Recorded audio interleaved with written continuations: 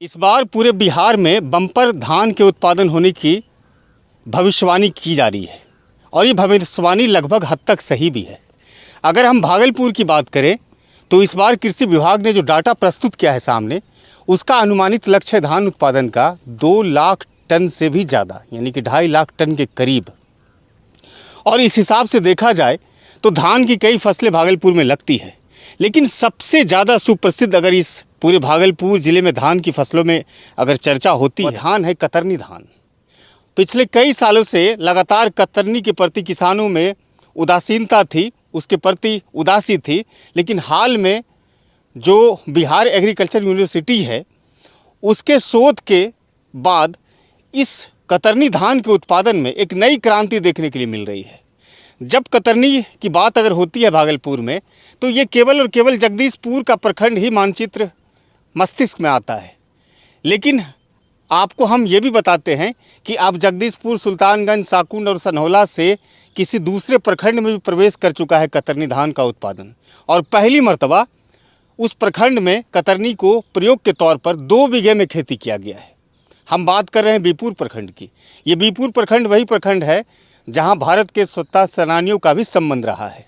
यहीं के चेतन चौधरी जी हैं, जिनके पिताजी निरंजन चौधरी हैं। उसने 2 बीघा खेती कतरनी की है और पहली मर्तबा की है। वो उस इलाके में किया है जो कि पूरा सीपेज लैंड बोला जाता है, यानी कि गंगा के बगल से एक ज़मींदारी बांध जाती है। उस ज़मींदारी बांध के पास का जो पूरा क्षेत्र है, लैंड है, भूमि है, वो सीपेज लैंड है। वहीं पर 2 बीघा कतरनी की खेती करने का साहस दिखाया है। अपने ही मेहनत और अपने लगातार परिश्रम से कतरनी को यहाँ तक लेकर आए हैं। आपको दिखाते, देखिए ये कतरनी धान है और यहीं पर चेतन जी देखिए खेती कर रहे हैं और कुछ धान को देख रहे हैं कि बीमारी वगैरह तो कुछ नहीं लगा है। हालांकि कतरनी थोड़ा क्रिटिकल होता है, पैदावार भी कम होती है और बड़ी इसको अच्छे तरीके से इसकी देखभाल की जाती है, उसका अनुसरण किया जाता है, तब जाकर के कतरनी उत्पादन होता है। कतरनी की खासियत ये भी है कि जब आपके घरों में मेहमान आएगा और उसे पुलाव बनाकर जब आप देंगे तो वो सुगंधित इतना करता है कि मेहमान का पूरा दिल कहीं ना कहीं वो जीत लेता है पूरा। तो हम चेतन जी जो ये साहस किए हैं आज कतरनी धान उत्पादन करने का बीपुर प्रखंड में, कैसे ये कर पाए? कहते हैं कि बहुत सालों से कोशिश कर रहे थे, बातचीत करते हैं। चेतन जी, ये धान आप कतरनी इस बार में लगाने का साहस कैसे किए? मैं तमाम एग्रीकल्चर कॉलेज जब जाता था कतरनी की मीटिंग में, तो मुझे भी लगा कि खेती करना चाहिए। तो पिछले साल मुझे बीज नहीं मिला था। तमाम एग्रीकल्चर कॉलेज में जो ग्राहक सेवा केंद्र है वहाँ मुझे बीज नहीं मिला। तो इस बार मैंने अपने प्रयास किया, तो वो ममता मैडम है, प्रोफेसर है एग्रीकल्चर कॉलेज में, उन्होंने बताया कि मैं आपको इस बार उपलब्ध करवाऊँगा। तो हाँ, बीज। तो उन्होंने इस बार मुझे बुला के और मुझे बीज वहाँ से दिलवाया।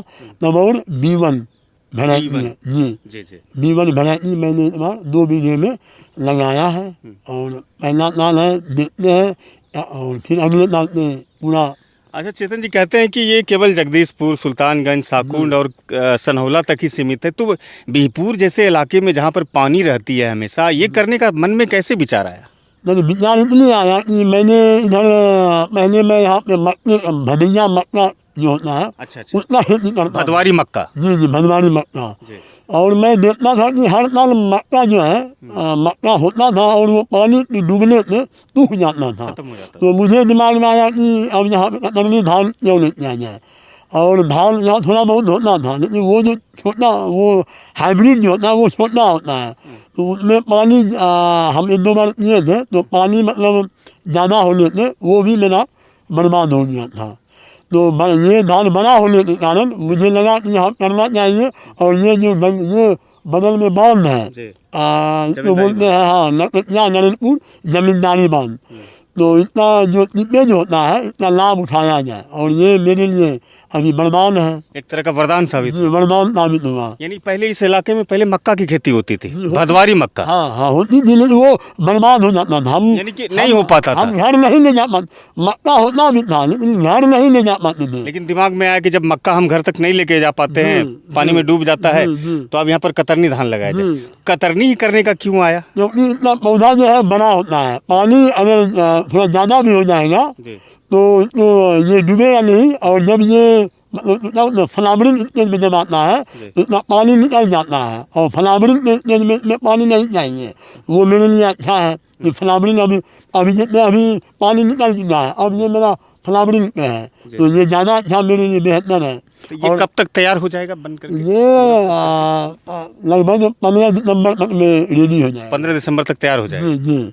अच्छा, पैदावार तो कम होता है ये? हाँ जी, वही 12 से 15 मन का बीघा होता है। अच्छा, लोग जो कहते थे कि जगदीशपुर, सुल्तानगंज, साकुंड और सनहोला तक ही सीमित है कतरनी, जी, जी। तो उस मिथक को तो आप तोड़ दिए, चकनाचूर कर दिए जी, ये उगा करके। हाँ, वो मेरा प्रयास है कि बिहपुर को भी जीआई मिले। अच्छा, बीरपुर को जीआई नहीं मिला है? नहीं, बस वो साकुंड, सुल्तानगंज और सनहोला और जगदीशपुर। हाँ ये जगदीशपुर, यानी 4 ही प्रखंड को जीआई टैगिंग जी। इस पार में नहीं मिला है। जी। मैं मीटिंग में गया तो इतनी का नाम सुना, मुझे अच्छा नहीं लगा कि मेरे बिहपुर में नहीं मिला हुआ है। जी जी। तो इसके लिए तो पता नहीं है कि यहाँ बोला खेती नहीं होता है कतर में।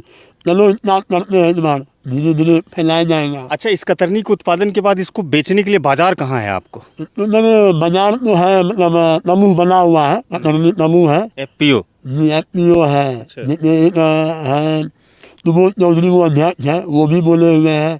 एक मलिक जी है, वो भी इतना मतलब ले लेते हैं। इतना मार्केट का अभी तो मतलब लग रहा है कि मुझे कोई दिक्कत नहीं होना चाहिए। अच्छा चेतन जी, मान के चलिए कि अगर ये पैदावार अच्छा आता है, अच्छा उत्पादन होता है, तो क्या आप 2 बीघा के अलावे और भी खेती को बढ़ाएंगे? जी, ये मेरा 7 एकड़ है, हम अगले साल इसमें पूरा करेंगे, क्योंकि अभी हम इसमें कुछ ले नहीं पाते हैं।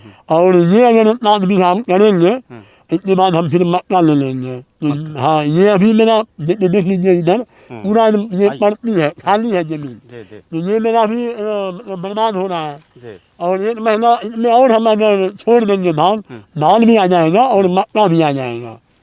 यानी कि अब ये साहस आप लोग जुटा लिए हैं, आप जुटाए हैं कि अब यहाँ भी करेंगे खेती। जी जी जी, पूरा करेंगे। कैसा लग रहा है फसल को देखने के बाद? उत्पादन कैसा होगा? अभी तो लग रहा है कि अच्छा है। अच्छा जी। और इसका उत्पादन 1 बीघे में कितना होना चाहिए अगर फसल? जैसे ये तो मेरे पहला साल है मेरा। जैसे हम उन लोग से बात करते हैं जो किसान है कतरनी के, वो बोले कि 12 से 15 मन इतना अच्छा होगा, 15 मन। अच्छा, सरकार की तरफ से आपको क्या क्या सहायता मिली इस उत्पादन के लिए?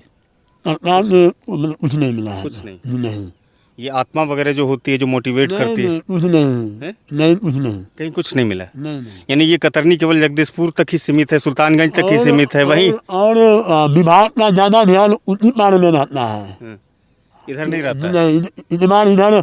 हाँ, मोबाइल फेसबुक पे हम मतलब मोबाइल में देख रहे आत्मा द्वारा मैंगो मैनेजमेंट और प्रबंधन का कार्यक्रम चल रहा था। तो हम उसमें ग्रुप में डाले भी थे, बीरपुर में कब होगा, तो वो अभी उधर हो गया, लेकिन इधर अभी नहीं हो रहा है। हो रहा इस पार में ध्यान नहीं देता है, चाहे वो आम का फसल जरदालू हो या फिर कतरनी हो, कुछ भी नहीं ध्यान दिया जाता है। जी, तो ये चेतन चौधरी जी थे जो कह रहे थे कि जो कतरनी उस पार तक जितना सरकार की तरफ से सहयोग मिलती है, जो दूसरा प्रबंधन है, जो संगठन है वो मिलता है, वो गंगा के इस पार में वो नहीं मिल पाता है। चाहे जरदालू आम के उत्पादन को लेकर के किसानों को प्रोत्साहित करने की बात हो या फिर धान की खेती को लेकर के हो, सरकार का जो विभाग है, कृषि विभाग, वो ध्यान सही तरीके से नहीं देता है। तो चेतन चौधरी ने अपने कंधे पर अब तक जो इस कतरनी को उत्पादन करने में लगभग कगार पर हैं, और जब वो उत्पादन हो जाएगा तो कहीं ना कहीं ये पूरा का पूरा सिस्टम पर, पूरा मैनेजमेंट पर या पूरे विभाग पर एक तरह का कहा जा सकता है कि चेतन चौधरी की तरफ से जवाबी हमला होगा। अब ये भी कहते हैं कि अगर 2 बीघे में अच्छी फसल हो जाती है कतरनी की, तो ये जो हमारा पूरा इम्पटी लैंड है, यानी खाली जो ज़मीन है, ये 7 बीघे का पूरा रकबा है, हम इसमें लगाएंगे और बीरपुर में कतरनी उत्पादन को एक नई पहचान के रूप में स्थापित करने की कोशिश करेंगे। फिलहाल चेतन चौधरी बड़ी मेहनत और मशक्क़त के साथ कतरनी के उत्पादन के लिए मेहनत कर रहे हैं। अब ये देखना कितना दिलचस्प होगा कि कतरनी सही समय पर, जो 15-20 दिनों का, जो 25 दिनों का जो समय ये बता रहे हैं, 15 दिसंबर का संभवतः समय बताए हैं, वो कितना उत्पादन हो पाता है। सरकार को भी चाहिए कि ऐसे किसानों को प्रोत्साहित करे ताकि कतरनी के जो दावे प्रस्तुत किए जाते हैं कृषि विभाग की तरफ से या बिहार एग्रीकल्चर यूनिवर्सिटी की तरफ से, वो सही माने में अमली जामा पहन सके और धरातल पर दिख सके। फिलहाल ये बातचीत और ये कतरनी उत्पादन को लेकर के नौगछिया अनुमंडल के बीरपुर प्रखंड में कैसा लगा? अगर आपको ये बातचीत अच्छी लगती हो, वीडियो अच्छा लगता हो, तो हमारे चैनल यूट्यूब को सब्सक्राइब कर लीजिए। फेसबुक पर पेज है सिटीजन टाइम्स को, उसको फॉलो और लाइक ज़रूर कीजिए। खबरों को साझा करिए ताकि दूसरे लोग भी, दूसरे किसान भी उस कतरनी के उत्पादन को थोड़ा सा आगे बढ़ा सकें। धन्यवाद।